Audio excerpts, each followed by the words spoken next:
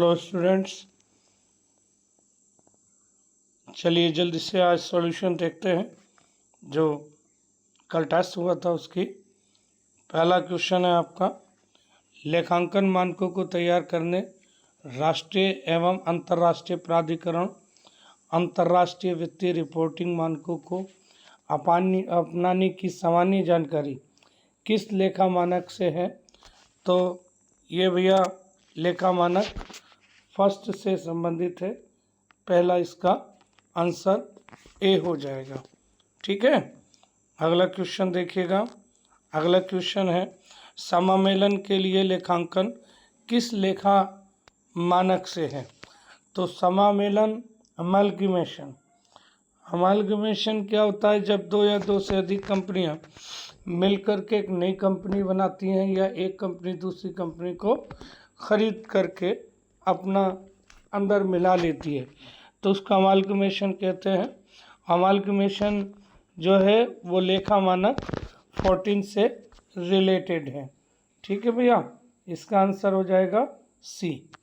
आगे देखिएगा, अगला क्वेश्चन है, ये लिखा है लाभ की हानि बीमा पॉलिसी में से जुड़ी बातों के संबंध में निम्न में क्या सही नहीं है।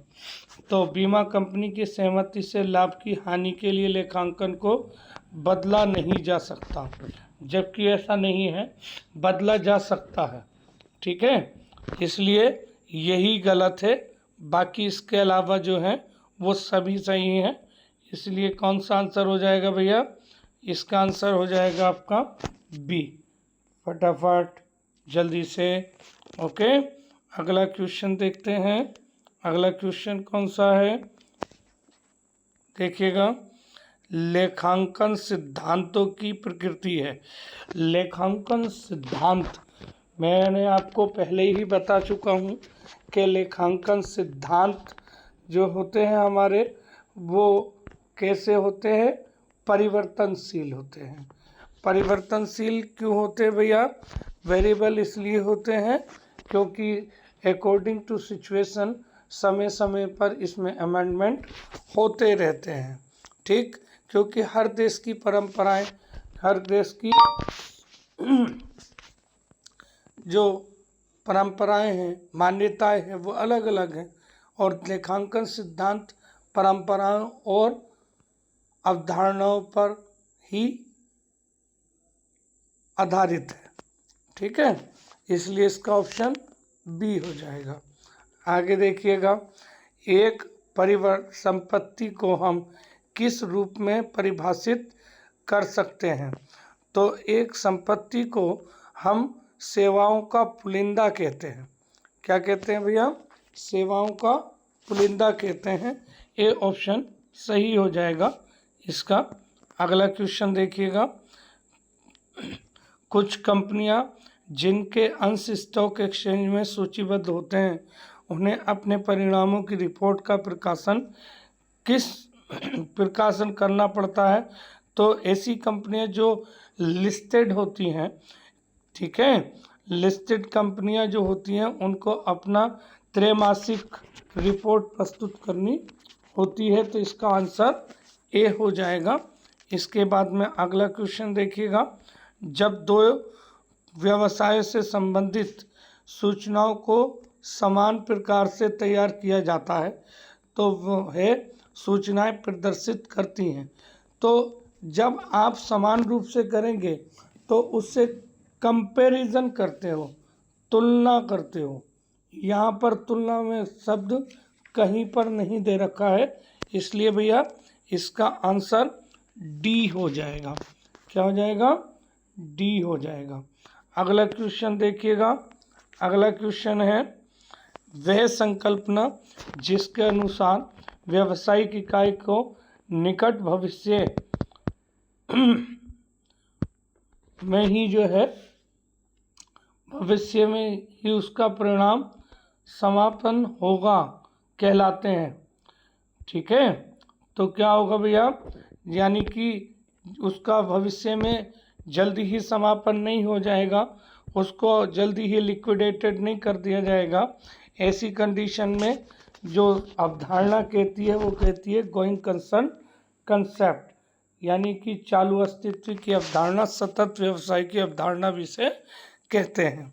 ठीक है, अगला क्वेश्चन देखिएगा, लेखांकन सूचनाओं को निर्णय में आवश्यक बनाने वाले, तो ये क्वेश्चन थोड़ा कटा हुआ है, तो इस क्वेश्चन में आगे देखिएगा ये हो जाएगा कि जो हमारा the critical that make accounting information important in decision making are, तो थोड़ा सा उसमें कटा हुआ है, तो ये आ जाएगा आपका कौन सा, ये जो इम्पोर्टेंट बनाती हैं वो विश्वसनीयता और तुलनीयता होती है।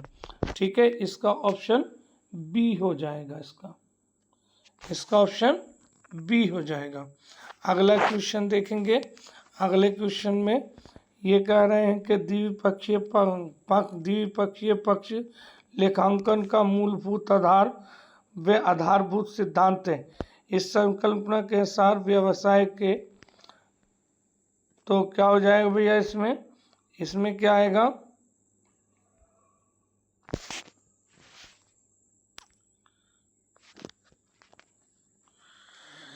तो देखिएगा इसमें ये सभी सत्य हैं बेटा। प्रत्येक लेन देन का प्रभाव किन्हीं दो स्थानों पर पड़ता है। प्रत्येक लेन देन का अभिलेखन 2 स्थानों पर किया जाता है और फिर किसी भी लेन देन के अभिलेखन के लिए 2 खाते होंगे। ये सभी सही हो जाएगा। ठीक है, डी आंसर सही हो जाएगा इसका।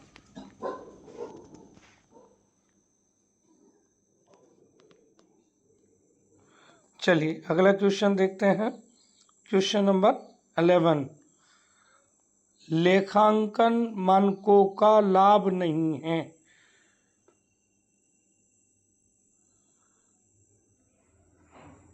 लेखांकन मानकों का लाभ नहीं है, तो लेखांकन मानकों का लाभ कौन सा नहीं है भैया, लेखांकन मानकों का लाभ देखिएगा, ये 3 लाभ दे रखे हैं, पहला, दूसरा, तीसरा और चौथा। तो इसमें शुरू के 3 जो हैं वो मान्य है, चौथा जो है ये लेखांकन की लाभ ना हो करके लेखांकन की सीमाओं में शामिल होता है। ठीक है, तो लेखांकन की सीमाएं जो हैं, लेखांकन की सीमाएं जो हैं वो तीनों हैं, ये लेखांकन का चौथा लाभ है। ठीक है, तो बी आंसर इसका सही हो जाएगा। ठीक है, कोई क्वेश्चन शायद बीच में छूट गया क्या,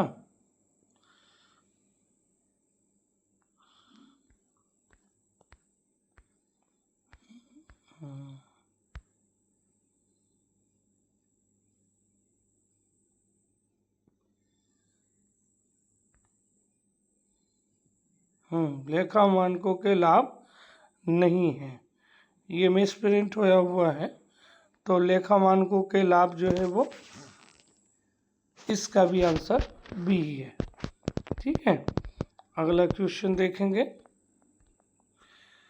एक खाता अंग्रेजी भाषा के किस अक्षर की भांति दिखाई देता है, तो खाता जो होता है वो अंग्रेजी के टी अक्षर की भांति होता है। ठीक है भैया, अगला क्वेश्चन है, लेन देनों को अभिलेखित करने की दृष्टि से सभी खातों को कितने वर्गों में वर्गीकृत किया जा सकता है, तो देखिएगा 5 वर्गों में। वैसे तो ट्रेडिशनल अप्रोच के अकॉर्डिंग खाते 3 प्रकार के होते हैं और मॉडर्न अप्रोच के अकॉर्डिंग खाते 5 प्रकार के होते हैं।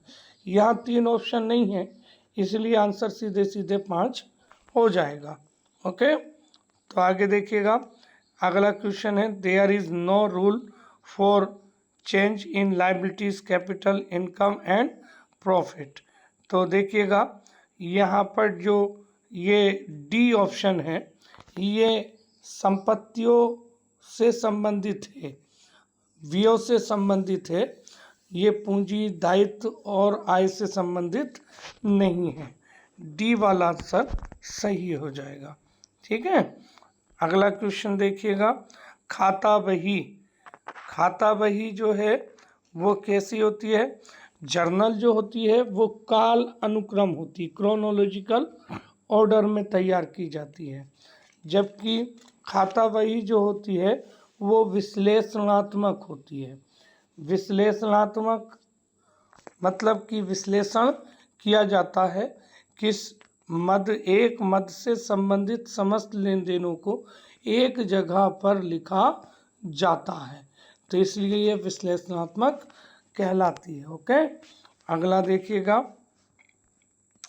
रोजनामचा के खाता पृष्ठ संख्या स्तंभ का तो क्या होता है कि प्रयोग काय में करते हैं भैया? संबंधित खाते की खाता पृष्ठ संख्या जानने के लिए रोजनामचा के खाता पृष्ठ संख्या का प्रयोग किया जाता है।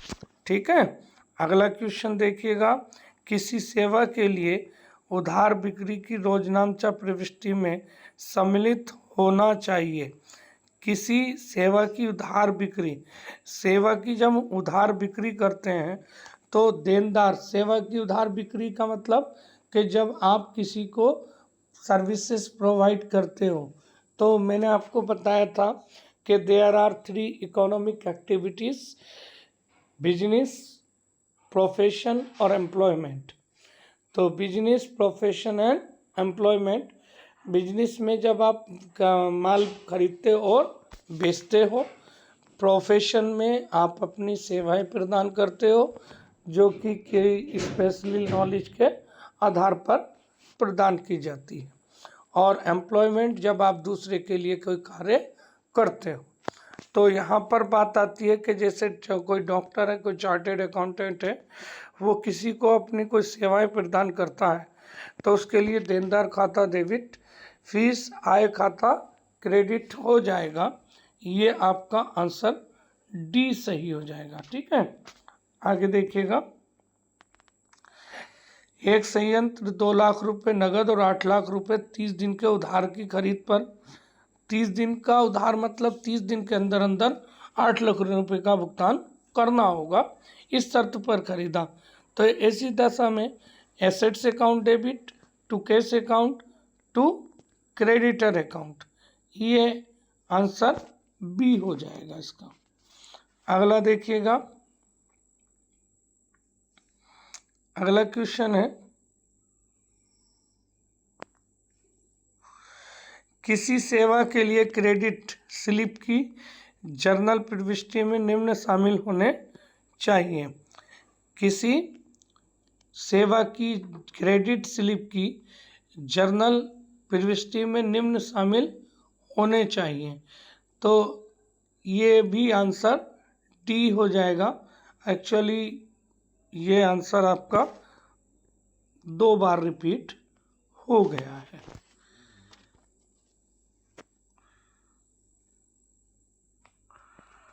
अगला क्वेश्चन देखेंगे, एक प्लॉट, ये भी दोबारा क्वेश्चन आ गया, वही क्वेश्चन 2 बार रिपीट हो गया है। ठीक है भैया, अगला क्वेश्चन देखिएगा, जब रोजनामचे में प्रविष्टि की जाती है, जब रोजनामचे में प्रविष्टि की जाती है तो क्या किया जाता है भैया? रोजनामचा में प्रविष्टि करने पर हम क्या करते हैं, जिस खाते को नाम करना है उसको पहले लिख लिया जाता है। ठीक है, डेबिट को पहले लिखा जाता है, क्रेडिट को बाद में लिखा जाता है। ठीक, ये आंसर बी हो जाएगा इसका। यदि सौदे के विश्लेषण व अभिलेखन उचित प्रकार हुआ हो तो, यानी कि आपने जो ट्रांजैक्शन है वो पूरी तरह से सही तरह से की है, तो ऐसी दशा में कुल नाम की गई राशि कुल जमा राशि के बराबर होगी भैया। ठीक है, तो क्या होगा? डी आंसर हो जाएगा इसका। आगे देखिए, प्रमाणक निम्न परिस्थितियों में तैयार किया जाता है या बनाया जाता है। तो इसके लिए आपका आंसर डी हो जाएगा, क्योंकि तीनों ही कंडीशन में प्रमाणक यानी कि वाउचर तैयार होता है। ओके, तो अगला देखिएगा, वित्तीय लेखांकन का मूल कार्य है। वित्तीय लेखांकन का मूल कार्य का मतलब हो गया सभी व्यावसायिक लेन देनों को रिकॉर्ड करें। ठीक है, ये इसका मूल कार्य है। जितने भी व्यावसायिक लेन देन हैं जो वित्तीय प्रकृति के होते हैं उनको रिकॉर्ड करना, उनका लेखा करना वित्तीय लेखांकन का मूल कार्य होता है। ठीक है, व्यवसाय की वित्तीय स्थिति निम्न द्वारा निर्धारित होती है। तो व्यवसाय की वित्तीय स्थिति जो बताता है वो वित्तीय लेखांकन बताता है, जबकि लागत लेखांकन लागत के लिए तैयार किया जाता है और प्रबंधकीय लेखांकन प्रबंध के डिसीजन मेकिंग के लिए से संबंधित होता है। ठीक, तो इसका आंसर ए हो जाएगा। ठीक, आगे चलते हैं, देखिएगा ये क्वेश्चन नंबर 27 है, बही खाता का अर्थ है। तो बही खाता जो होता है व्यापारिक लेन देनों की पुस्तकों में अभिलेखित करना होता है। ये हो गया आपका सी। अगला क्वेश्चन देखिएगा, लेखांकन की निम्नलिखित में से कौन सी सीमा यह बताती है कि महत्वपूर्ण तथ्यों को छुपाने के लिए खातों में हेरफेर किया जा सकता है। तो ये कौन सी बताती है, विंडो ड्रेसिंग। विंडो ड्रेसिंग क्या होती है कि जो हमारी संपत्तियां होती हैं उनके मूल्यों को कम करके या देनदारों पर प्रावधान क्रिएट करके, ठीक है, इस तरह से किया जाता है। इस दशा में गुप्त संचय बन जाता है। तो ये हो जाएगा बी।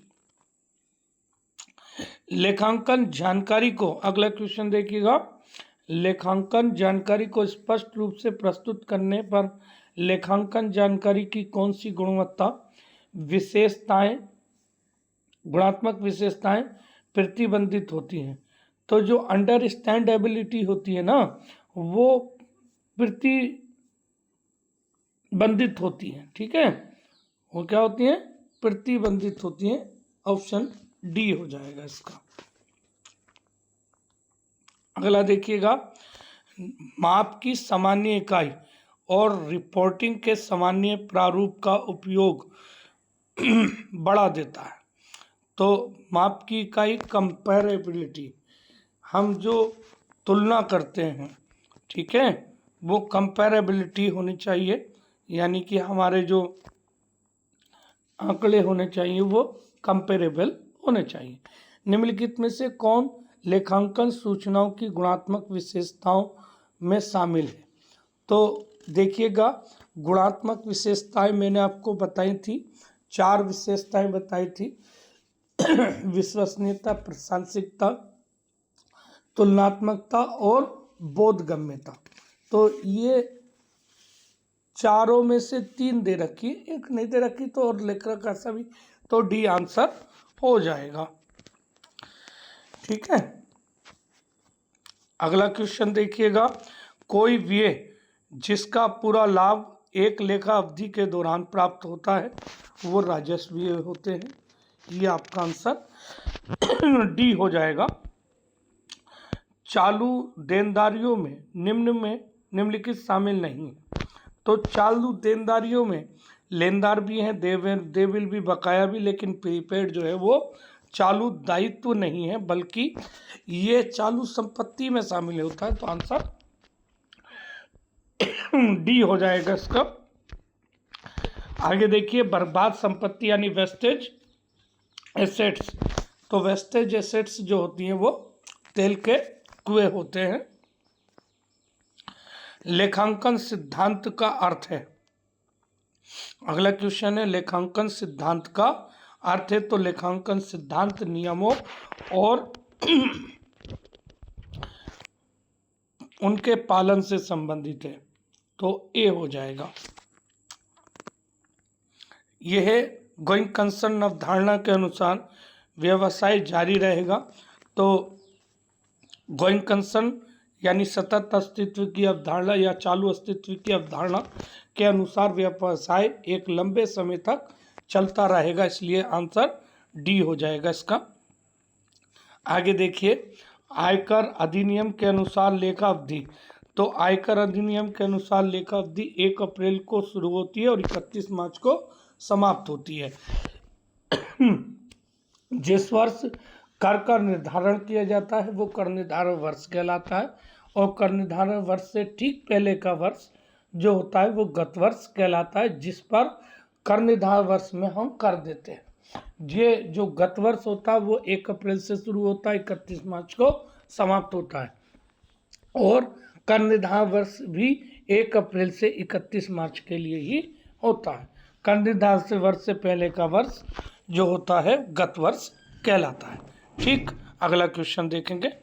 यह है, एक छोटे कैलकुलेटर की लागत की को एक व्यय के रूप में गिना जाता है और एक व्यावसायिक इकाई के वित्तीय विवरणों में एक परिसंपत्ति के रूप में नहीं दिखाया जाता। क्योंकि तो ये ऐसा इसलिए होता है कि जो छोटी छोटी वस्तुएं होती हैं, जो छोटी छोटी वस्तुएं होती हैं उन्हें हम क्या करते हैं, उन्हें उसी वर्ष के उसमें शामिल कर लिया जाता है।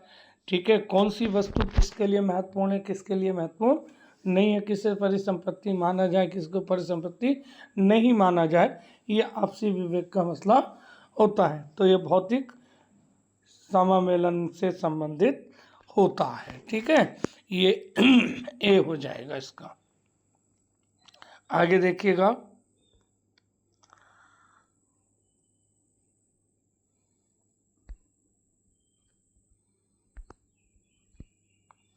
वैसे इसका जो है मिलान अवधारणा भी होता है इसका, लेकिन यहाँ पर बात है कि महत्वपूर्णता से किसे महत्वपूर्ण माना जाए, किसे महत्वपूर्ण ना माना जाए। ठीक है, आगे देखिएगा, निम्नलिखित में से किसके कारण आकस्मिक देनदारियों को बैलेंस शीट में दिखाया जाता है। तो आकस्मिक देनदारियां यानी कि पूर्ण प्रकटीकरण की अवधारणा, आउटस्टैंडिंग बिल जो होते हैं, ऐसी चीज़ें होती हैं जो डिस्काउंटेड डिसऑनर्ड बिल होते हैं, उनको हम फुटनोट के रूप में दिखाते हैं, लेकिन दिखाते जरूर हैं। ठीक है, ये पूर्ण प्रकटी अवधारणा से संबंधित है। अगला क्वेश्चन है, वित्तीय विवरणों में पैसे का लोप तथा गोल आंकड़ों का आधार पर दर्शाया जाता है। तो जो हमारे गोल आंकड़ों से मतलब जो राउंड ऑफ फिगर होती है, राउंड ऑफ हम जो करके चलते हैं वो किसके अनुसार करके चलते हैं, मटेरियलिटी कंसेप्ट के अकॉर्डिंग। ठीक है, आय को किसके आधार पर मापा जाता है। तो आय को किसके आधार पर मापा जाता है, आय किसके आधार पर मापी जाती है भैया। तो आय के लिए हमारी कौन सी है, मिलान अवधारणा, मिलान अवधारणा। अगला देखिए, निम्न में से कौन सा गलत है। तो निम्न में से कौन सा गलत है, तो ये ह्रास से संबंधित क्वेश्चन है। तो मूल्य ह्रास प्रदान करने का मुख्य उद्देश्य वास्तविक लाभ की गणना करना है। ठीक है, कौन सा सही नहीं है। ठीक है, निम्न में से कौन सा गलत है यानी कि सही नहीं है। तो पहला तो बिल्कुल सही है, मूल्य ह्रास प्रदान करने का मुख्य उद्देश्य वास्तविक लाभ की गणना करना है। मूल्य ह्रास परिसंपत्तियों के मूल्यांकन की प्रक्रिया नहीं भैया, ये संपत्ति के जीवन काल को छोटे छोटे वर्गों में बांटता है। ठीक है, ये मूल्यांकन की प्रक्रिया नहीं है। बी आंसर इसका सही हो जाएगा। अगला है, खाता बही खातों की मुख्य पुस्तक है जहाँ किसी विशेष व्यक्ति या चीज से संबंधित लेन देन दर्ज किए जाते हैं। ये क्या है भैया, समान रूप से तैयार किए जाते हैं। ठीक है, ये बी आंसर इसका सही हो जाएगा। अगला क्वेश्चन है, देखिएगा, यदि बेचे गए माल की लागत 80,700 रुपये प्रारंभिक लागत 5,800 रुपये और अंतिम स्टॉक 6,000 रुपये है, तो खरीद की राशि होगी। तो बेचे गए cost of goods sold, cost of goods sold जो होता है वो होता क्या है, कॉस्ट ऑफ गुड्स सोल्ड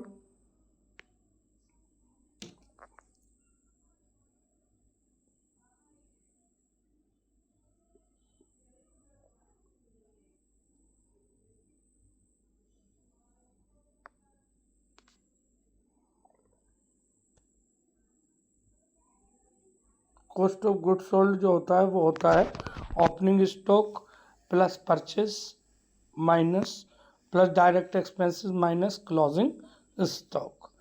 तो अब यहाँ पर हमें ओपनिंग स्टॉक और क्लोजिंग स्टॉक दिया लेकिन परचेस नहीं दिया, तो हम परचेस निकालने के लिए क्या करेंगे, जो हमारा closing cost of goods sold है उसमें क्लोजिंग स्टॉक को प्लस कर देंगे।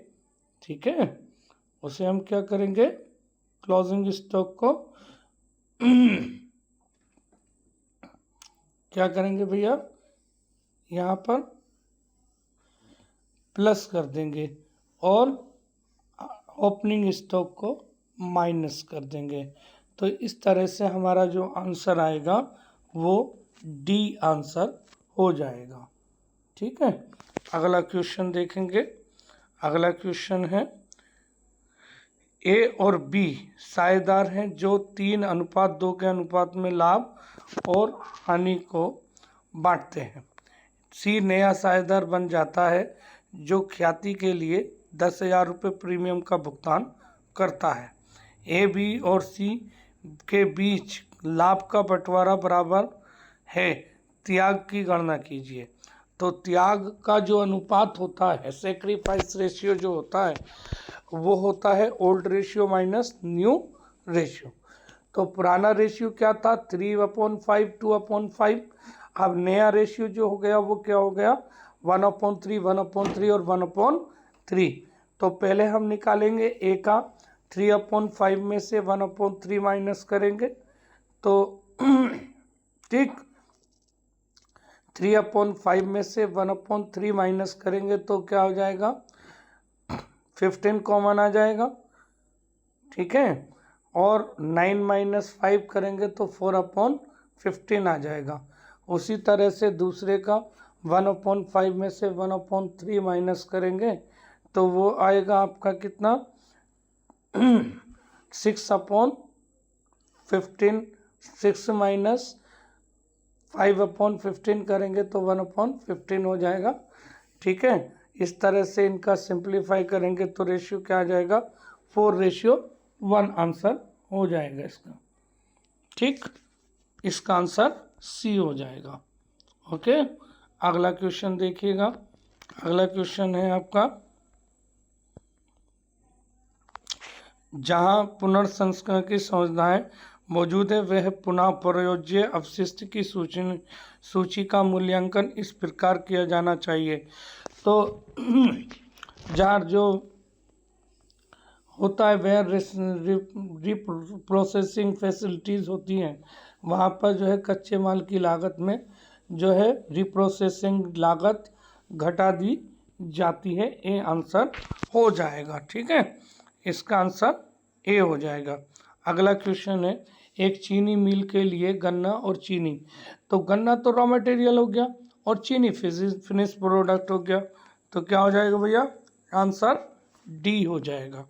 इस तरह से अगला क्वेश्चन देखिए, यदि सकल लाभ का लागत मूल्य 25% तो बिक्री का क्या होगा। तो सीधी सी बात है, हमें बिक्री का निकालना है तो प्रॉफिट इंटू 100/125 करके निकाल लेंगे, 20% इसका आंसर हो जाएगा। ठीक है, फिर दोबारा बता रहा हूँ, 25/125 गुणा 100। 25/125 क्यों करा, क्योंकि हमें बिक्री पर निकालना है, लागत पर दिया है। ठीक है भैया, अगला क्वेश्चन देखेंगे। नेक्स्ट क्वेश्चन है, निम्नलिखित में से कौन सा सही है। तो निम्नलिखित में से एक्चुअली ये मिसप्रिंट हुआ है, ये डी वाला जो है सकल लाभ माइनस प्रशासनिक व्यय अन्य व्यय। तो यहाँ पर जो है आपका माइनस हो जाएगा, यहाँ पर चिन्ह माइनस का आना चाहिए, ये आंसर सही हो जाएगा, यहाँ पर माइनस हो जाएगा। ठीक है, यहाँ पर माइनस हो जाएगा, आंसर डी सही हो जाएगा इसका। ठीक, आगे देखिएगा, उच्चंत खाता बनाया जाता है तो सस्पेंस अकाउंट जब ट्रायल बैलेंस के दोनों पक्षों का योग बराबर नहीं होता है तब ट्रायल बैलेंस बनाया जाता है। आंसर इसका डी हो जाएगा। अगला क्वेश्चन देखिएगा, निम्नलिखित में से गलत कथन को चिन्हित करना हमें। तो गलत कथन क्या है भैया, देखो बही खाता लेखांकन का हिस्सा, बिल्कुल ठीक है। लेखांकन वहीं से शुरू होता है, लेखांकन वहीं से शुरू होता है जहाँ बही खाता समाप्त होता है, बिल्कुल ठीक है। बही खाता एक संकीर्ण अवधारणा जबकि लेखांकन एक व्यापक अवधारणा, बिल्कुल ठीक है। लेकिन लेखांकन बही खाते का भाग नहीं है, डी हो जाएगा इसका आंसर। अगला देखिए, लेखांकन की सीमाएं हैं। लेखांकन की जो सीमाएं हैं वो सभी हैं भैया, ये जितनी भी हैं वो सब लेखांकन की सीमाएं हैं। ठीक है, ये सभी लेखांकन की सीमाएं हैं। ठीक, अगला क्वेश्चन देखिएगा, नेक्स्ट क्वेश्चन है, निम्नलिखित में से कौन सी लेखांकन अवधारणा फर्म के मामले को प्रोमोटर के मामले से अलग करती है। तो व्यवसाय की अवधारणा जो है, पृथक अस्तित्व की अवधारणा जो है वो हमें मालिक को और व्यापार को दोनों को अलग अलग करती है। अगला क्वेश्चन देखिएगा, अगला क्वेश्चन है, ईसा ने व्यवसाय में 10 करोड़ रुपए के निवेश किया, ईसा के पूंजी खाते को किसके द्वारा डेबिट किया जाएगा। तो आज ईशा का खाता डेबिट नहीं होगा बल्कि क्रेडिट होगा, कैपिटल अकाउंट से क्रेडिट किया जाएगा। ईशा के पूंजी खातों को किसके द्वारा डेबिट किया जाएगा, तो ईशा का खाता क्रेडिट होगा ना कि डेबिट होगा। बहुत ध्यान से सुनने की बात है, क्योंकि आंख मिच करके क्वेश्चन पर निशान लगा दिया जाएगा कि रोकड़ आएगी, रोकड़ नहीं आएगा। ठीक है, हाँ। वित्तीय लेखांकन का आउटपुट है, वित्तीय लेखांकन का आउटपुट वित्तीय विवरण तैयार करना, वित्तीय विवरण तैयार करना वित्तीय लेखांकन का आउटपुट है। तो क्या है भैया, वित्तीय लेखांकन का आउटपुट वित्तीय विवरण तैयार करना होता है। ठीक है, सी आंसर इसका हो जाएगा। निम्नलिखित में से कौन सी सिद्धांत त्रुटि है, तो निम्नलिखित में से कौन सी सैद्धांतिक त्रुटि है, तो मशीन की मरम्मत को मशीन खाते में शामिल करना जो है ये इसकी त्रुटि है। निम्नलिखित में से कौन सा नाम मात्र का खाता है, तो स्टेशनरी खाता नाम मात्र का खाता है भैया। कौन सी सेवा बैंक द्वारा प्रदान नहीं की जाती, तो बैंक जो है शेयरों का कारोबार नहीं करता बल्कि खरीद फरोख्त तो करता है लेकिन इसका कारोबार नहीं करता। ठीक, अगला क्वेश्चन है, किस प्रकार के चेक केवल डिलीवरी द्वारा हस्तांतरित होते हैं, तो ये जो बीआरआर चेक होते हैं, धावक चेक बोलते हैं इसको, ये जो है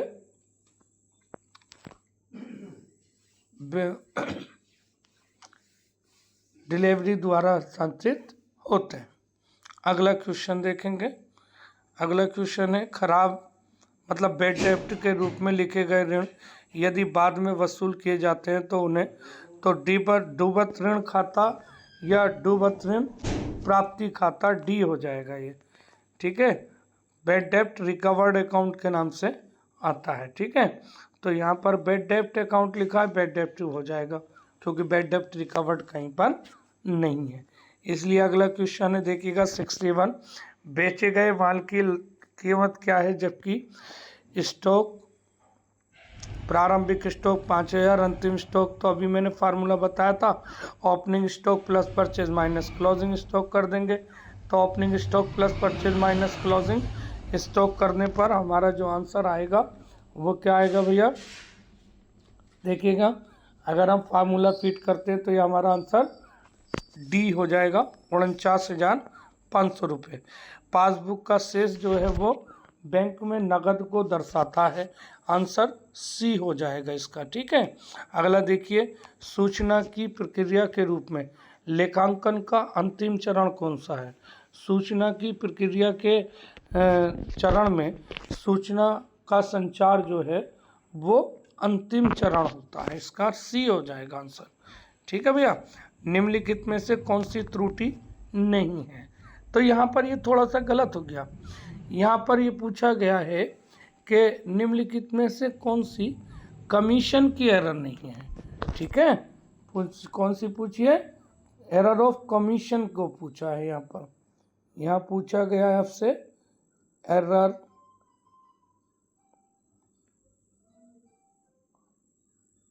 ऑफ कमीशन।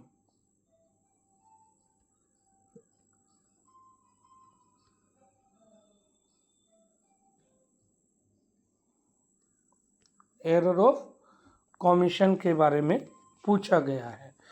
तो एरर ऑफ कमीशन बताना है इसमें आपको छाट करके।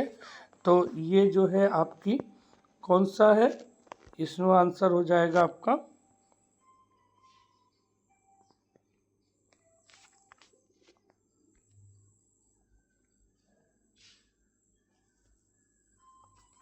डी आंसर हो जाएगा। ठीक है, आगे देखिएगा।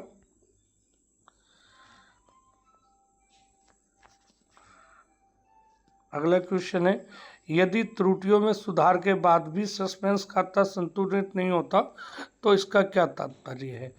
तो अगर सभी त्रुटियों के मिल जाने के बावजूद भी तलपट का योग नहीं मिल रहा तो इसका मतलब ये है कि अभी त्रुटियां बाकी हैं जो अभी ज्ञात नहीं हो पाई हैं, जिन्हें खोजा नहीं जा गया है अभी।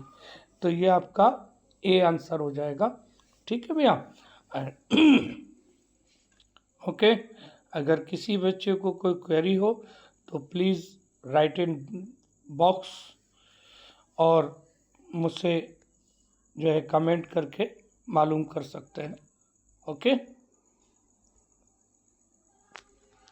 Thank you. फिर बाद में मिलते हैं।